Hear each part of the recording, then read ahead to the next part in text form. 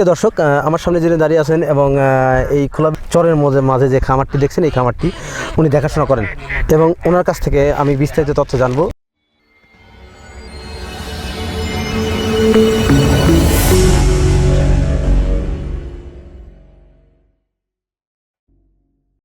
আসসালামু আলাইকুম। হাসান, আপনার নাম কি? আমার নাম মুজিবুর রহমান। মুজিবুর রহমান। আচ্ছা, হাঁস পালন করার অভিজ্ঞতা কতদিন আপনার? এই বছর চারিক আপনার অভিজ্ঞতা।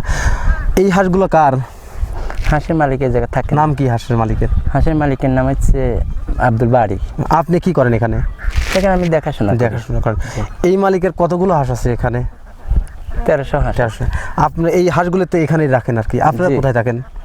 আমরা এইখানেই থাকি। এইখানে থাকেন আর কি। যাই হোক, আপনারা তো এখানে থাকেন, তো আপনারা তো এইখানে হাঁসগুলো রাখেন আর কি। রাত্রেবেলা আপনি এখানে থাকেন। তো হাঁস এইখানে রাখেন, তো হাঁসের এই বিলের মাঝে কি খাবার খায় শামুক, ঝিনুক, তারপরে এই যে ছাম আছে, এইগুলি খায় আর কি। পাশাপাশি আপনারা কি খাবার দেন?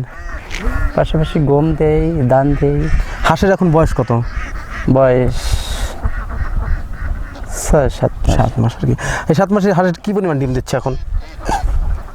500-550 ডিম আসতেছে। 500-550 ডিম যে আসতেছে, এই ডিমগুলো কোথায় বিক্রি করেন আপনারা? এই হাটে বেড়াতে বিক্রি করেন? একবারে প্রতিদিন বিক্রি করেন না এক সপ্তাহ পর? এক সপ্তাহ পর ডিমের বাজার এখন কিরকম দাম আপনি বলতে পারবেন? এই 900-950 এরকম আর কি। মানে এখন যে এরকম বাজার সেরকম। যাই হোক, 900-950 টাকা প্রতিদিন শয়ের দাম। তো তাও মানে 45,000-46,100 টাকা, মানে 5,000 টাকার মতো ডিম বিক্রি করেন প্রতিদিন। প্রিয় দর্শক, 1300 হাঁস থেকে ডিম আসতেছে মোটা কথা 500 থেকে 550, অনেক কম ডিম আসতেছে। তারপরে উনি প্রতিদিন 5,000 টাকার মতো ডিম বিক্রি করে থাকেন। ওনার অভিজ্ঞতা থেকে বলেন বা উনি দেখে বলছেন। এই 1300 হাঁস থেকে যে 500 ডিম আসতেছে, কেন এত কম আসার কারণ কি? আস্তে আস্তে মুখে খাদ্য কম ছিল আর কি। কম, যত খাদ্য খাবে তত ডিম দেবে। আপনার অভিজ্ঞতা থেকে বললেন আর কি।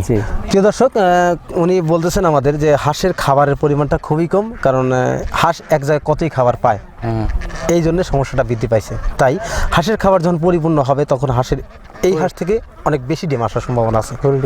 তখন ফুল ডিম আসার পরে তখন ওই 1300 হাঁস থেকে ম্যাক্সিমাম 1100 ডিম পাবেন এই খামারে, আর তখন তিনি লাভের অংশটা বুঝতে পারবেন। আচ্ছা, হাঁস পালনকে কি লাভবান হওয়া যায়? জি, লাভবান হওয়া যায়। এই খামারে যিনি আপনাদের যার দায়িত্বে আপনারা আছেন, তিনি এই খামারের পূর্বে কি কাজের সাথে জড়িত ছিলেন? প্রথম উনি কি করতেন? উনি কৃষকের কাজ করতো। ঘোড়ার গাড়ি আছে মেলা, গরু বাছুর। এখন ওগুলো বাদ দিয়ে এগুলো করে নাকি? ওগুলো এখনো আছে আর কি। কৃষি কাজও করেন? জি। আর আপনারা এগুলো দেখুন। আপনাদের বেতন দেয় কত টাকা প্রতি মাসে?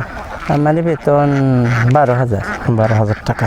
তো সব মিলে কি আলহামদুলিল্লাহ আপনিও ভালো আছেন? জি। আর যিনি খামারের মালিক, তিনি তো তার নাম হচ্ছে আব্দুল বাড়ি আর কি। উনি খামারের মালিক। প্রিয় দর্শক, আব্দুল বাড়ি ভাইকে অসংখ্য ধন্যবাদ জানাই। কেন হচ্ছে উনি একটা কর্মসংস্থান বৃদ্ধি করছেন এবং এ থেকে একটা লোকের কর্মস্থানে বৃদ্ধি করছেন। এখান থেকে তাদের একটা জীবিকা নির্বাহ হচ্ছে। তাই অনেক অসংখ্য ধন্যবাদ আমার কৃষি কথা ইউটিউব চ্যানেল থেকে।